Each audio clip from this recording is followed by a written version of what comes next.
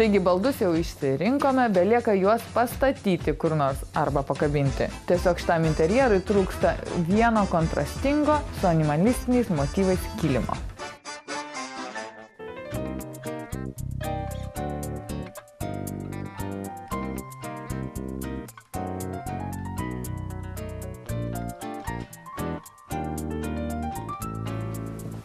Labadiena. Labadiena. Gal galėčiau aš jums patart, padėti? Manau, kad galėtumėte, aš ieškau kilimo.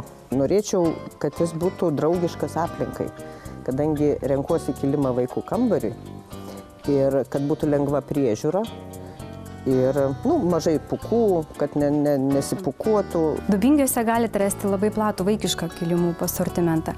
Siūlome rankų darbo bei pramoninio audimo kilimus. Rankų darbo kilimų grupėje siūlome akrilinius ir vilnonius kilimus. Vaikučiams rekomenduojame sintetinio pluošto kilimus, kurie nesipukuoja, lengvai prisižiūri, pakanka siurbliuoti keletą kartų per savaitę. Visgi esu linkusi rinktis nenatūralaus pluošto kilimą, nes, kaip supratau, jį lengviau prižiūrėti. Gal galima būtų pasižiūrėti. Bet čia visi šitie kilimai yra akriliniai, labai minkštučiai, ryškus, žaismingi. Pažiūrėkit, ir jie nėra ploni.